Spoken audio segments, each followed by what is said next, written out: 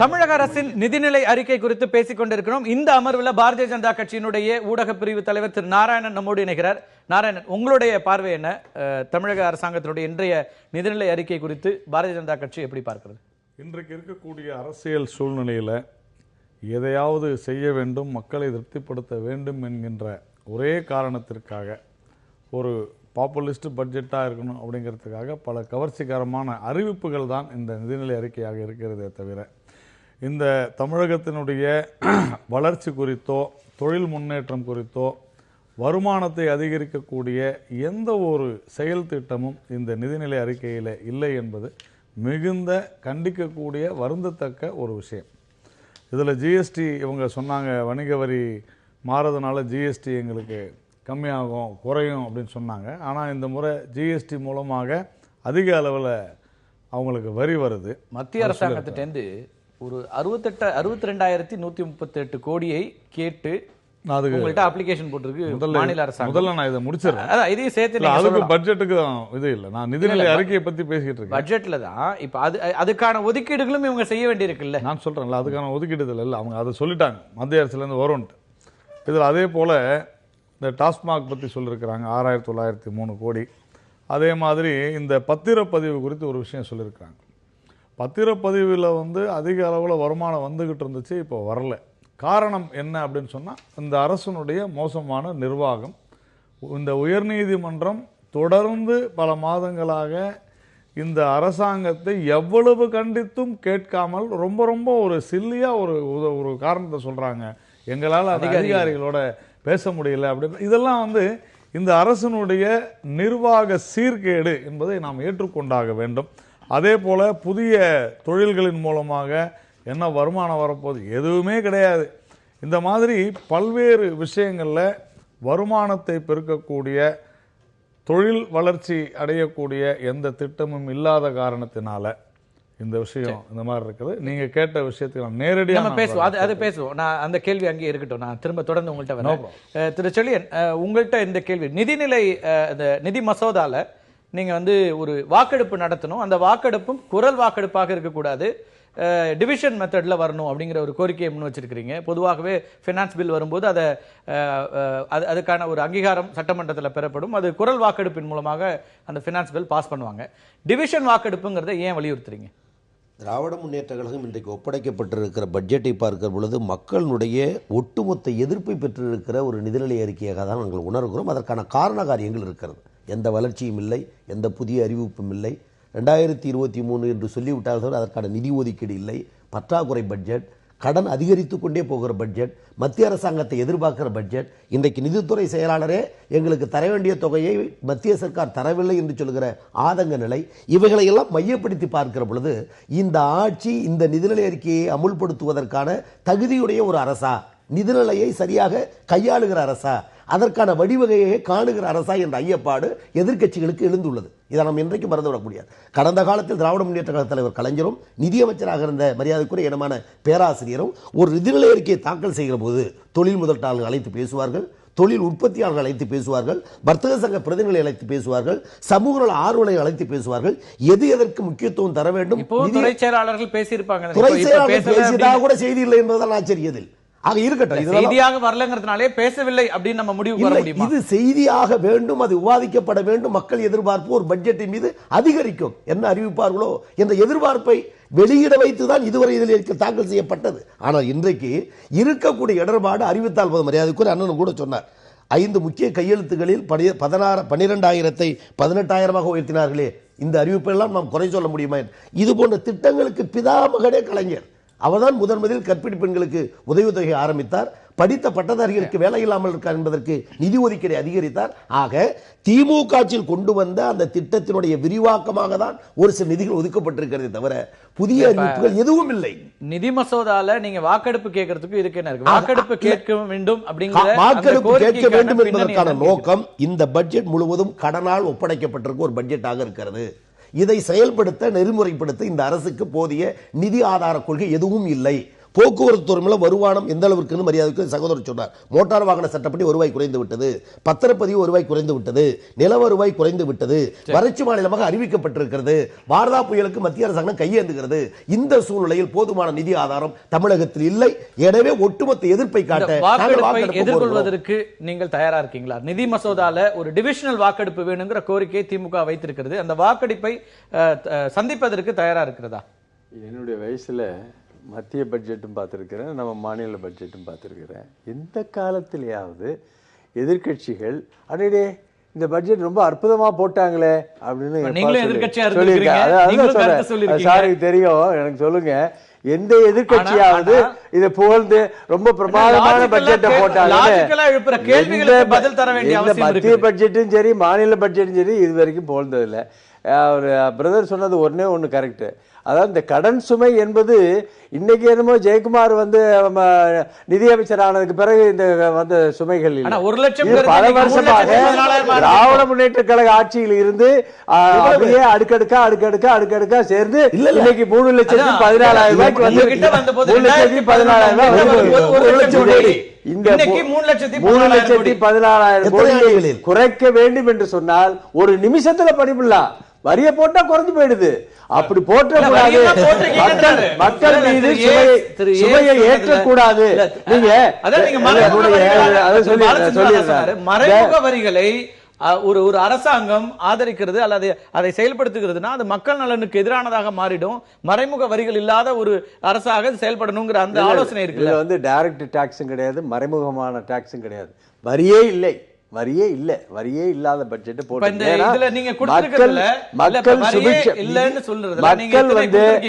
உங்களுடைய வரி வருவாய் அப்படிங்கறதுல என்னெல்லாம் இருக்கு? மாநிலத்தின் சொந்த வருவாயில வரியின் மூலமாக மட்டும் சொந்த வருவாய்னு நீங்க கொடுக்கிறது இன்னைக்கு திட்ட மதிப்பீடு 1,59,000 கோடி. அதுல வரியில மட்டும் வர்றதுங்கிறது 1,11,908 கோடி. நீங்க அதெல்லாம் பண்ணலைன்னா மின்சார வாரியத்திற்கு மானியம் கொடுக்க முடியுமா?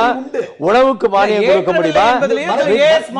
மிக்சி, கிரைண்டர், மின்விசிறி, பசுமை வீடுகள் கட்டி கொடுக்கிறது, லேப்டாப் கொடுக்கிறது, முதல்வர் காப்பீட்டு திட்டம், தாலிக்கு தங்கம் திட்டம், 7,65,000 பேருக்கு தாலிக்கு தங்கம் கொடுத்திருக்கு. இதெல்லாம் எப்பேற்பட்ட திட்டம் நினைக்கிறீங்க?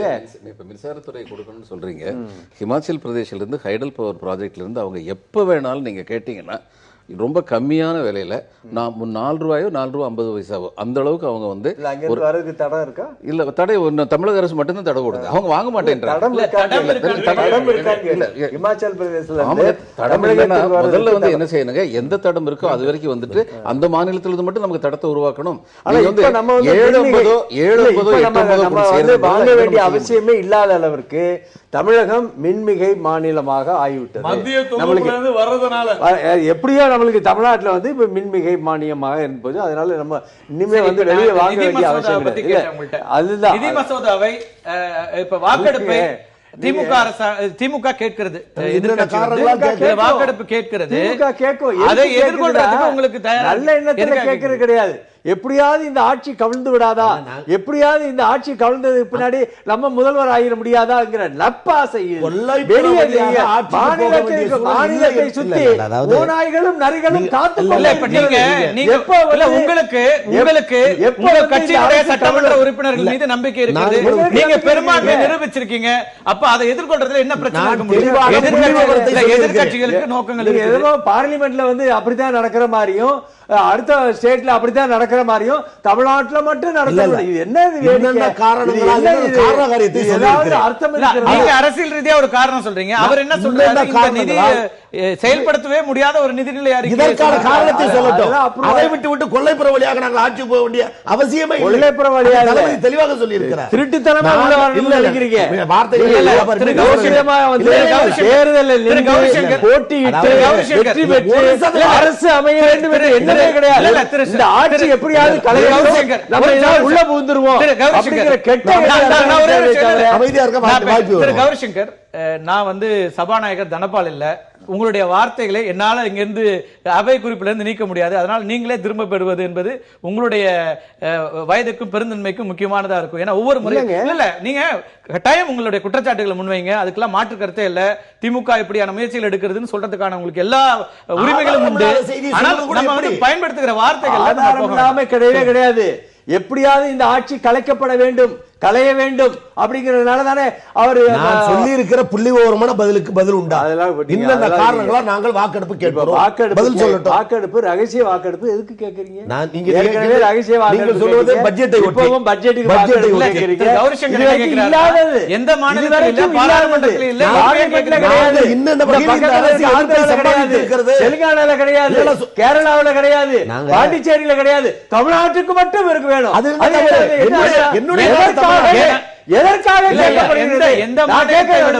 எதற்காக கேட்கப்படுகிறது? ஆட்சி களைவதற்கு வாய்ப்பில்லை. நம்பிக்கை இருக்கிறது, கண்டிப்பா நம்பிக்கை இருக்கு. 122 எந்த பிரச்சனையும் சூழல்ல எந்த பிரச்சனையும் வராது. அதை எதிர்கொள்றதுல என்ன தயக்கம் இருக்கு? தயக்கமே கிடையாது. இவர்கள் செய்கின்ற முறை தவறு. எதிர்க்கட்சி அந்தஸ்துல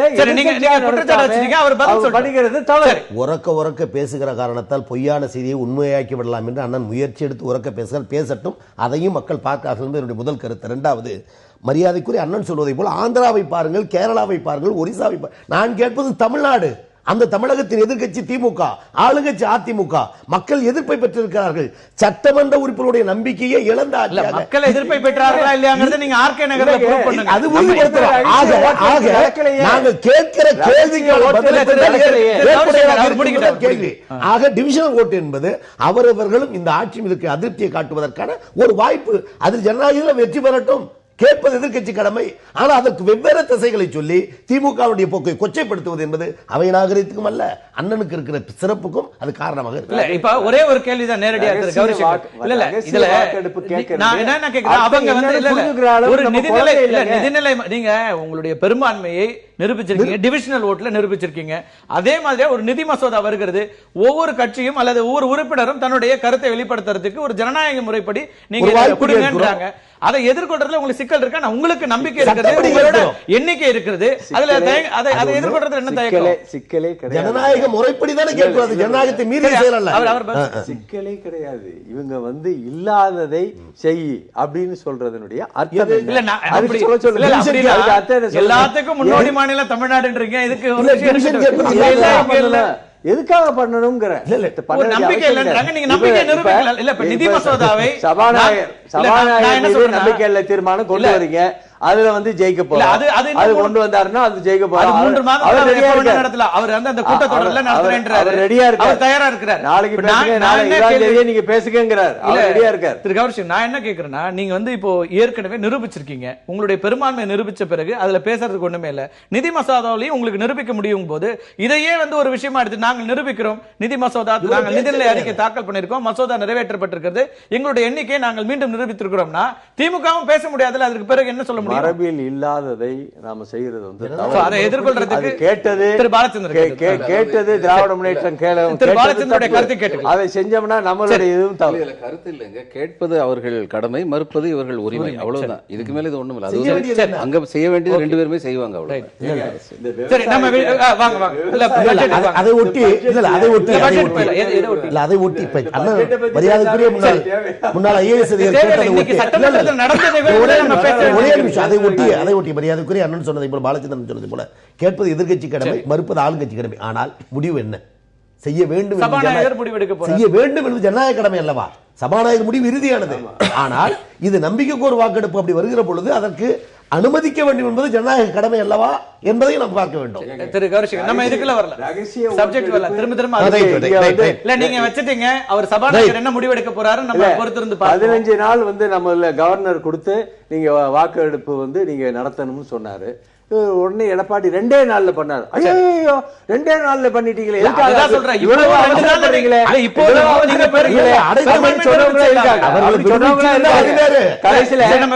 சுப்ரீம் கோர்ட் என்ன சொன்னுச்சு?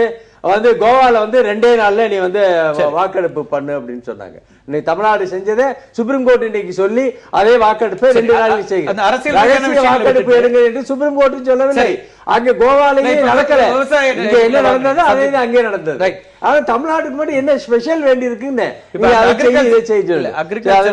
இந்த விவசாயத்துல அவர் வந்து நிதி அமைச்சர் வந்து ஒரு சயின்டிபிக் அப்ரோச் பண்ணியிருக்காருங்கிறத என்னுடைய அப்சர்வேஷன். நான் அது படிச்சதுல இருந்து நான் தெரிஞ்சுக்கிட்டதை நான் உங்களுக்கு சொல்றேன். நான் ஒரு விவசாயிங்கிறதுனால சொல்றேன்.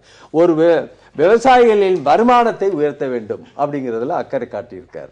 1. 2, உற்பத்தி மற்றும் உற்பத்தி திறனை அதிகரிப்பது.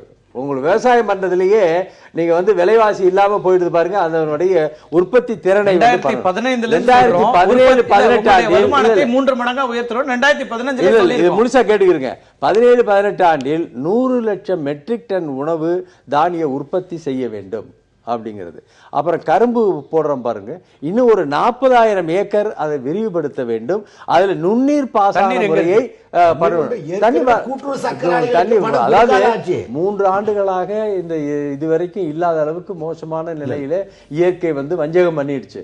இனிமேலும் அப்படி இருக்காது அப்படிங்கிற நம்பிக்கையில கரும்பு நிலுவைத் தொகை முழுமையாக சென்று சேராத போது 40,000 ஏக்கருக்கு எப்படி நம்ம கொண்டு இருக்கிற பரப்பளவை கட்டுப்படுத்தி நம்ம அதை வச்சுக்கிறதுக்கே சிரமம். அதையே வச்சுட்டு இன்னும் 40,000 பண்ணு சொன்னா இன்னும் நம்மளுக்கு இதெல்லாம் அறிவிப்புகள் சிறப்பா இருக்கு. ஆனா எக்ஸிகியூஷன் நான் தான் சொல்றேன், 2015 இருந்தே சொல்லப்பட்டது. அதற்கு பிறகு என்ன நடந்திருக்கிறது? மீண்டும் அதே விஷயங்களே நம்ம சொல்றோம் அப்படின்னா இப்ப என்ன நம்பிக்கை வரும்? இந்த அரசு கரும்பு உற்பத்தியாளருக்கு தருவேன் என்று சொன்ன தொகையை தரவில்லை என்பதுதானே விவசாயிகளுடைய எதிர்பார்ப்பு. மனசாட்சி விரோதமா பேசாதீங்க. 100% உண்மையான செய்தி. கரும்புக்கு விலை கொடுத்தது தமிழக அரசு தாங்க. இவ்வளவு விலை கொடுத்தது வேற எந்த கரும்பு விவசாயிகள் தொடர் போராட்டங்களை எல்லா பக்கமும் நடத்திட்டு இருக்காங்க. அந்த விஷயங்களை நம்ம ஏன்னா ஏற்கனவே நீங்க சொல்றீங்க விவசாய உற்பத்தியை பெருக்குவதுதான் எங்களுடைய நோக்கம் அப்படிங்கும் போது அதற்கான முக்கியத்துவம் அப்படிங்கிறதுல கரும்பு விவசாயிகளுடைய போராட்டம் என்பது தொடர்ந்து கொண்டே இருக்கிறது. அந்த விஷயத்தை அட்ரஸ் பண்ணுறது எப்படி நீங்க 40,000 ஏக்கர் நம்ம ஏத்த முடியும்? அது ஏத்தி ஆகணும். அதுல அவருடைய தோட்டக்கலை பயிரை வந்து ஒரு 34,000 ஏக்கர் பண்ணிக்கிட்டு இருக்கிறத 39 லட்சம் ஏக்கருக்கு நடவடிக்கை பண்ண வேண்டிய நடவடிக்கை இருக்குன்னு சொன்னார். விவசாய பொருட்கள் விலையில் வந்து ஏற்றத்தாழ்வு இருந்துட்டு இருக்கு. உற்பத்தி நிறைய பண்ணிட்டானா விலை குறைஞ்சிருது, உற்பத்தி குறைவா இருந்ததுன்னு சொன்னா விலை ஏறுது. இதுக்கு வந்து ஒரு ஏற்றத்தாழ்வு வராத அளவுக்கு பண்ணணும். மத்திய சர்க்கார் நிர்ணயம் பண்ணது பாருங்க, நெல்லுக்கோ இல்ல கரும்புக்கோ இதெல்லாம் வந்து அதை ஈடுகட்டுற மாதிரி அதுக்கு ஒரு 200 கோடி ரூபாய் ஒதுக்கி இருக்கிறார். கூட்டுறவு சங்கங்களை அதிகப்படுத்த வேண்டும் சொல்றாரு. அப்புறம் வேளாண்மை இயந்திரம் இருக்கு பாருங்க, இப்ப விவசாயம் பண்றதுக்கு ஆளையே கிடைக்கிறது இல்லைங்க. விவசாயம் பண்றதுக்கு, நாத்து நடுறதுக்கு, களை எடுக்கிறதுக்கு, கருத இருக்கிறதுக்குலாம்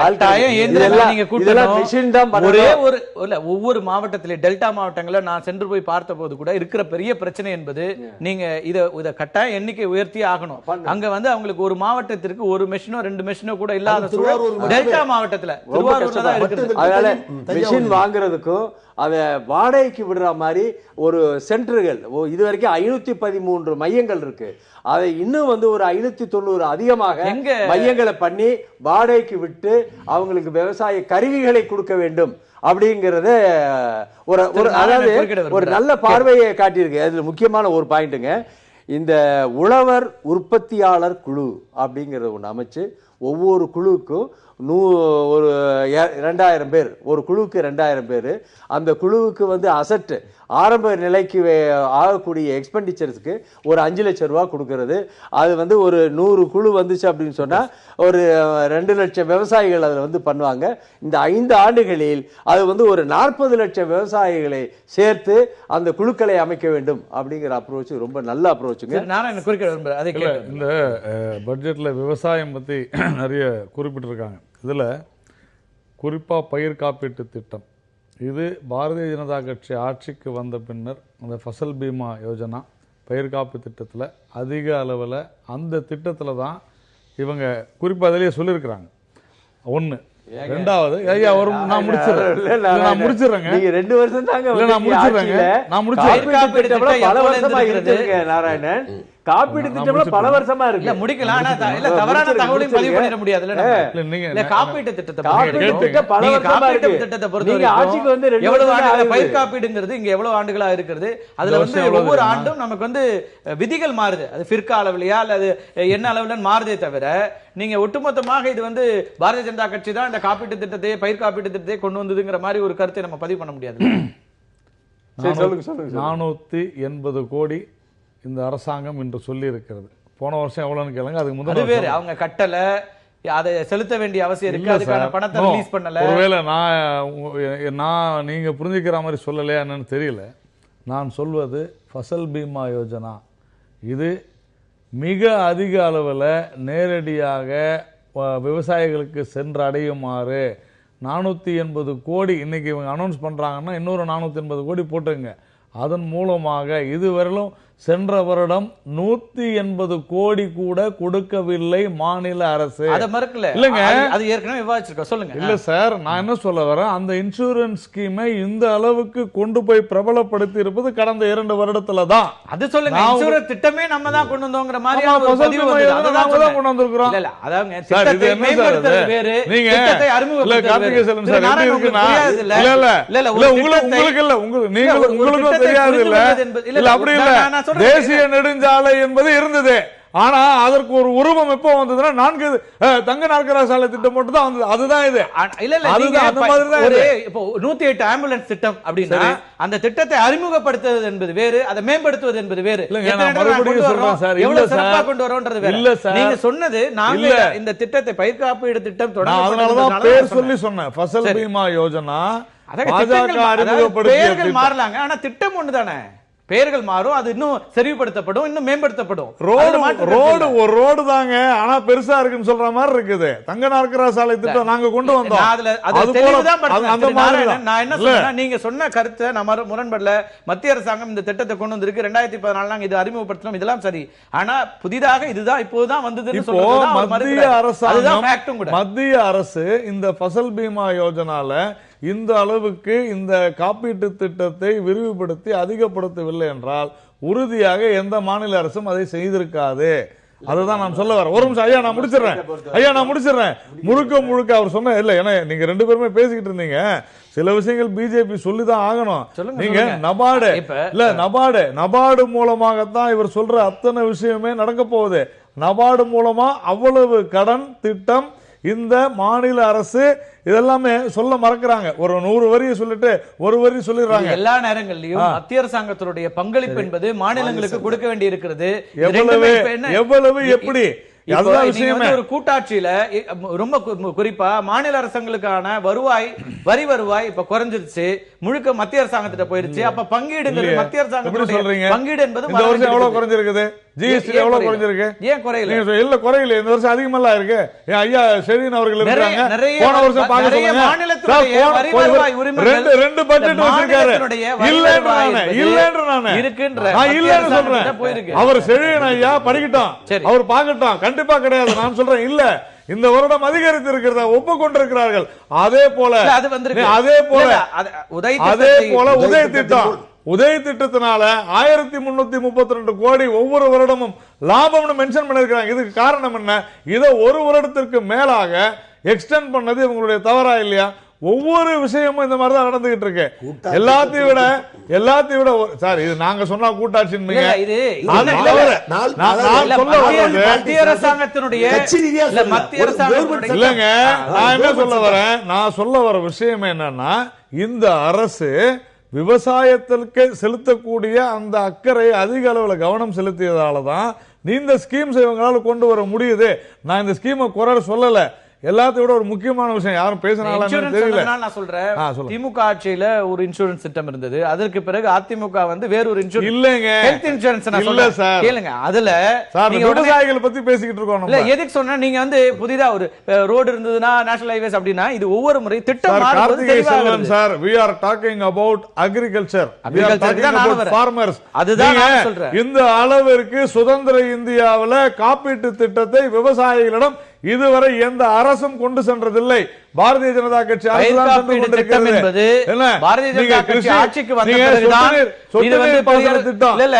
பயிர் காப்பீடு திட்டம் என்பது எத்தனை ஆண்டுகளாக இருக்கிறது உங்களுக்கு தெரியாது. மரியாதைக்குரிய அடல் பிகாரி வாஜ்பாய் அவர்கள் ஆட்சியில கொண்டு வந்ததை கிடப்பில போட்டாங்க காங்கிரஸ் ஆட்சி. இல்லன்னு மறுக்க முடியுமா? இல்லங்க, திட்டம் நீங்க புதுசா பெயர் வச்சு அதை செறிவூட்டுறது வேறு. இங்க பயிர் காப்பீட்டு திட்டம் இருந்துட்டு இருக்கு. இப்போ நீங்க வாங்க அடுத்த சப்ஜெக்ட். அதாவது இதுல இஷ்யூ என்னன்னா நபார்டு இல்ல மத்திய அரசாங்கம் மத்திய அரசாங்கம் அதிகமா கொடுக்குது இந்த விஷயங்கள்லாம் செய்யுது. அதனாலதான் மாநில அரசு செய்ய முடியுது. நான் என்ன கேட்கிறேன், எல்லாத்தையும் விட்டுருங்க. ஒரே ஒரு விஷயம் தாங்க, ஜெயலலிதா அவர்கள் முதல்வராக இருந்த போது இந்த தேர்தலை சந்தித்த போது இந்த மணல் விஷயத்தை பத்தி சொன்னாங்களா இல்லையா? இந்த ஆட்சி அதை செய்யவில்லை. ஏன் எடப்பாடி பழனிசாமி அவர்கள் அது குறித்து பேசவில்லை? இயற்கை வளங்கள் அந்த வருவாயை இவங்களுக்கு தேவையில்லை. எடுத்து மூடலாம். இவங்க வரியே போட வேணாம். வெறும் தமிழ்நாட்டில் இருக்கக்கூடிய இயற்கை வளங்களை உபயோகப்படுத்தினாலே இந்த ஆட்சிக்கு சர்ப்ளஸ் ஃபண்ட்ஸ் வரும். ஆனால் அதை மறந்து விட்டார்கள், மறைத்து விட்டார்கள். நிச்சயமா அவற்றை கேட்போம். அது நியாயமான கேள்வியும் கூட. இந்த ஏற்கனவே கேட்டிருக்கிற தொகை எல்லாம் மத்திய அரசாங்கம் கொடுத்தா மாநில அரசாங்கம் ஏற்கனவே நிதி நெருக்கடியில் இருக்கும்போது ஓரளவுக்கு பயனுள்ளதாக அவங்களுக்கு கை கொடுக்கிறதா இருக்கும் உறுதியாக. அதாவது இந்த state disaster response fund and national disaster response ஃபண்ட்னு ரெண்டு விஷயம் இருக்கு. இது 2010 இருந்து அது ஒரு கட்டமைப்போட செயல்பட்டுக்கிட்டு இருக்கு.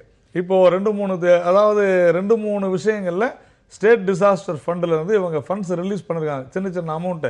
இதுல ரொம்ப முக்கியமா பாத்தீங்கன்னா துறை சார்ந்து agriculture, power sector, road transport, இது எல்லாமே துறை சார்ந்து தான் இந்த ஆய்வானது நடந்திருக்கிறது. இதுல முக்கியமா ஒவ்வொரு துறை சார்ந்தும் ஒரு புள்ளி விவரங்களை மாநில அரசு சரியாக கொடுக்கவில்லை. நான் நேரடியாகவே சொல்கிறேன்.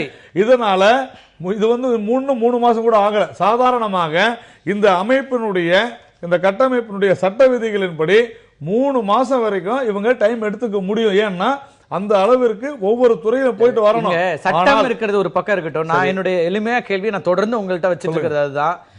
மத்திய அரசாங்கத்துக்கு தெரியும் ஒரு வறட்சி என்பதை நீங்க ஒவ்வொரு நாட்டாக பிடுங்கி பார்த்தா நம்ம வறட்சியை தெரிஞ்சுக்கணும்னு அவசியம் இல்லை. ஓவராலா ஒரு வறட்சி இருக்கு, மாநிலம் வறட்சியில் இருக்குங்கிறத சேட்டலைட் மேப்பிங்ல நீங்க புரிஞ்சுட்டீங்க. முதல் கட்டமா ஒரு 500 கோடியோ 1000 கோடியோ ஒதுக்குவதுல என்ன சிக்கல் இருக்கு? நீங்க அதுக்கப்புறம் கணக்கிடுங்க. கணக்கிட்டு நீங்க இதுல தவறுகள் இருக்கு, புள்ளி விவரம் இல்ல, அதனால நாங்க டிலே பண்றோம் சொல்றேன். அதிமுக அரசு நான் முடிச்சிடறேன். அதிமுக அரசு இல்ல நான் முடிச்சிடறேன். அதிமுக அரசு இந்த பல்வேறு துறைகள்ல பவர் செக்டார், இந்த பவர் செக்டார்ல தான் இப்போ இந்த இது வந்திருக்குது. நம்ம இந்த புதிய மின் திட்டம் உதவி வந்திருக்கு. அப்போ அதுல இருந்து நமக்கு பல்வேறு ஃபண்ட்ஸ் உடனடியாக வரப்போகுது. ரோட் டிரான்ஸ்போர்ட்ல பட்ஜெட் அலோகேஷன் இருக்கு, அதுவும் இதுல கவர் ஆயிடும். ஒவ்வொரு துறை சார்ந்து இதுல கவர் ஆகும். நான் என்ன கேட்கிறேன், ஒரு துல்லியமான சரியான முறையான புள்ளி விவரத்தை ஏன் நீங்கள் கொடுக்கவில்லை? இதுதான் விஷயம். திரு கார்த்திகை செல்வன் ரொம்ப சரியா ஒரு பாயிண்ட் சொன்னாங்க. எந்த ஒரு இயற்கை பேரிடர் நடக்கும் பொழுதும் எல்லாத்தையும் பார்த்து ரிப்போர்ட் எல்லாம் ஆஃபீஸர் சென்ட்ரல் கவர்மெண்ட் ஒரு ஆஃபீஸ் அதிகாரிகள் ரிப்போர்ட் கொடுத்ததுக்கு அப்புறம் மொத்த டேமேஜ் என்னன்னு சொல்லி பார்த்து கொடுக்கலாம். உடனடியாக மக்களுக்கு நிவாரணத்திற்காக இதற்கு முன்பு பல மாநிலங்களுக்கு அவ்வாறு அளிக்கப்பட்டிருக்கின்றது. அது தமிழகத்திற்கு அவ்வாறு அளிக்கப்படாமல் விட்டது என்பது என்னை பொறுத்த மட்டில் ஒரு தவறான. அதாவது இது 3 மாசம் இல்ல, 2 நாள். உங்களுக்கு வார்தா இது புயல் நடந்தது. அந்த புயல் சேட்டலைட் இமேஜ் விடுங்க, டிவியில பார்க்கலாமே, இவங்க போய் எடுத்த போட்டோ பார்க்கலாமே. ஜனங்கள் கஷ்டப்பட்டு உதய் மின் திட்டத்துல இணைந்த உடனேயே எல்லா விஷயமே அதுக்குள்ள போயிடுது நேரடியா. அதனாலதான் சொன்னேன் எங்களுடைய திரும்பவும் சொல்றது 1000 கோடியோ 2000 கோடியோ 3000 கோடியோ கொடுக்க போறீங்க. முதல்ல 500 கோடி கொடுத்து பிறகு அட்ஜஸ்ட் பண்ணிக்க வேண்டியது. அதுதான் கேக்குறேன் நான். நீங்க எதுவுமே புள்ளி விவரங்களை சரியா கொடுக்கல. இல்ல நான் அதுதான் சொன்னேன். புள்ளி விவரங்கள் அரசாங்கம் தமிழக அரசாங்கம் கொடுக்கல. அதை நாங்க திருப்பி ரிவைஸ் பண்ண சொல்லி கேக்குறோம். இதெல்லாம் காலதாமதமாக நீங்க ஒரு அரசியல் கட்சியாக இல்ல நான் என்ன சொல்றேன்னா, ஒரு அரசியல் கட்சியாக நீங்க ரொம்ப கவலைப்படக்கூடிய ஒரு சூழல், வறட்சி இங்க இருக்குது, விவசாயிகள் மரணம் நடக்குது, தமிழ்நாட்டில் முதல் முறையா நடக்குதுன்னா பாரதிய ஜனதா கட்சியினுடைய தலைவர்கள் கவலைப்படும் நேரத்துல அப்படியான ஒரு நிதி நெருக்கடியில் இருக்கிற மாநிலத்திற்கு முதல் கட்டமா ஒரு சிறிய தொகையை சொல்லலாம்ல. உங்களுடைய டிசாஸ்டர் ரிலீஃப் ஃபண்ட் நீங்க யூஸ் பண்ணாத இருக்கீங்க, அதுக்கு தானே இருக்குது. இதெல்லாம் கேட்காதீங்க. இல்ல நீங்க என்னங்க அப்படி கேட்காது சார், நான் கேக்குறது தயவு செஞ்சு பதில் சொல்லுங்க. உங்க ஆல்ரெடி டேபிள்ல இருக்குது, உங்ககிட்ட இருக்கிற ஃபண்ட்ஸ் யூஸ் பண்ணாத இருக்கீங்க. இல்ல வரதா புயலுக்கு இவ்வளவு தொகை கிடையாது. எவ்வளவு சொல்லுங்க, நீங்க மொத்தம் ரிலீஸ் பண்ணது 65 கோடி. ஏங்க இவங்க கேட்டிருக்கிறது உங்கள்ட்ட 39,000 கோடி இப்ப வந்து வறட்சிக்கு மட்டுமே கேட்டிருக்காங்க. 22,000 கோடி கேட்டிருக்காங்க. மொத்தமா 60,000 கோடிக்கு மேல அவங்க கேட்டிருக்காங்க. குறைந்தபட்சமா ஒரு 1000 கோடியை ரிலீஸ் பண்ண முடியாது சார். நான் என்ன சொல்றேன், already funds disaster relief fund இருக்கு, ஏன் யூஸ் பண்ணல நீங்க? மத்திய அரசாங்கம் ஒரு கருணையோட பாக்குதுங்க. ஐயோ உங்களுக்கு விவசாயிகள் மேல அக்கறை இருக்குங்க. அப்ப நான் என்ன சொல்றேன், மாநிலம் இருக்கிறது இதெல்லாம் சொல்லி நம்ம கர்நாடகாவுக்கு மருத்துவமா இல்ல மற்ற மாநிலங்களுக்கு மருத்துவமா? இல்ல இல்ல, நீங்க மறுபடியும் சொல்றேன், இந்த ஃபண்ட் வந்து already national and also state funds இருக்குதா இல்லையா, அதையும் யூஸ் பண்ணல. இதுக்கு பதில் சொல்லுங்க. கர்நாடகாலையும் அந்த நிதி இருந்தது. எப்ப கேட்டிருக்காங்க, எப்ப கொடுத்தாங்க, 800 கோடியை கொடுத்துச்சு. எப்ப கொடுத்தாங்க, எப்ப கேட்டாங்க? ஆய்வுக்கு பின்னாடி கொடுத்தீங்க.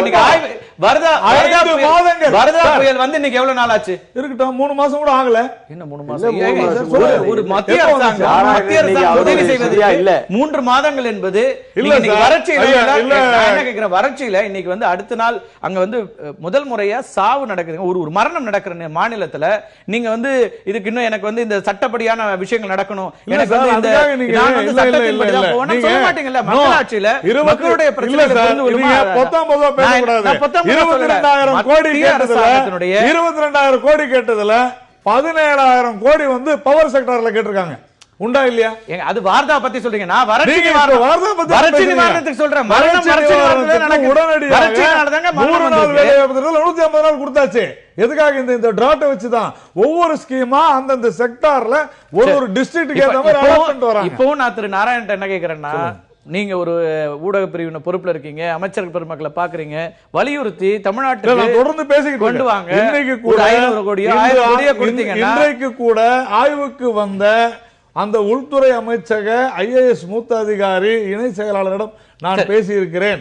அதனாலதான் நான் சொல்றேன் உங்களுக்கு. நான் பேசட்டுமா? தாராளமா பேசுங்க. இப்ப வாரதா புயலுக்கு 22,573 கோடிங்க, வறட்சி நிவாரணத்துக்கு 39,565 கோடி.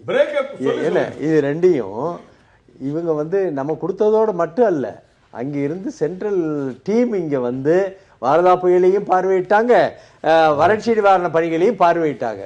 சார் சொன்ன மாதிரி, நீங்க சொன்ன மாதிரி அதுல இருந்து இப்போ ஒரு இமீடியட்டா ஒரு 1000 கோடியோ ஒரு 2000 கோடியோ ஒரு 3000 கோடியோ கொடுத்து வந்திருக்கலாம்.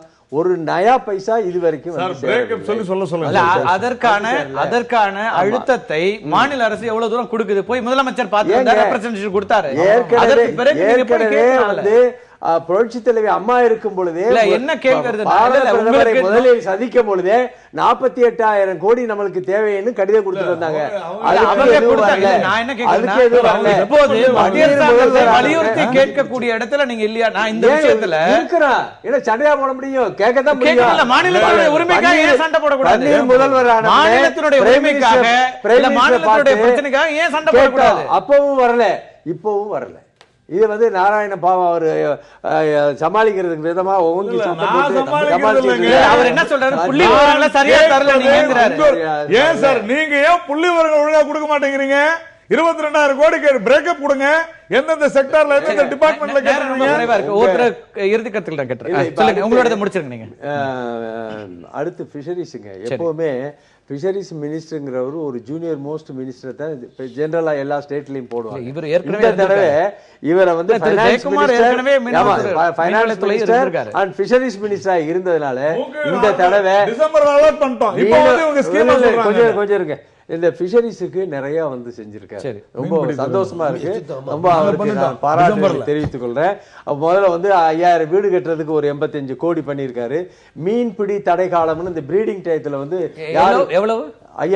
85 கோடிங்க 5000 வீடு கட்டுறதுக்கு. 5000 வீடு கட்டுறதுக்கு. மீனவர்களுக்கு. அது மீன் தானே இந்த ப்ரீடிங் டயத்தில் வந்து ஃபிஷிங்க்கு போக விடாம நிறுத்துறது. அப்போ வந்து 5000 rupees ஒவ்வொரு குடும்பத்துக்கும் கொடுக்கறதாக சொன்னது, அதை கொடுக்குறாரு. இதெல்லாம் ஏற்கனவே இருக்கிற திட்டங்கள் ஏற்கனவே இந்த 5000 ரூபாய் ஏற்கனவே இருந்ததா அப்படியே கொடுத்துட்டு இருக்கு. தொகை அறிவிப்பு உதவித்தொகை, மகளிர் உதவித்தொகை 2700 இருந்ததை 4000 உயர்த்தி இருக்காரு. அப்புறம் விற்பனை வரி விலக்கு கொடுத்திருக்காரு. அது பெரிய விஷயம். ஏன்னா ரொம்ப நாளா வந்து மீனவர் சைடுல இருந்து விற்பனை வரி விலக்கு கேட்டுட்டு இருந்தாங்க. அந்த விலக்கு இந்த திட்டங்கள்லாம் நம்ம ஒரு பட்டியல் சொல்றீங்க. இது இன்னைக்கு ஃபுல்லா நம்ம தொடர் நேரலையில கொடுத்திருக்கோம். நிதியமைச்சர் சொன்னதை வாசிச்சதை மொத்தமா பார்த்திருக்காங்க. 15000 லிட்டர்ல இருந்து 18000 லிட்டர் ஆக்கி இருக்கிறார்.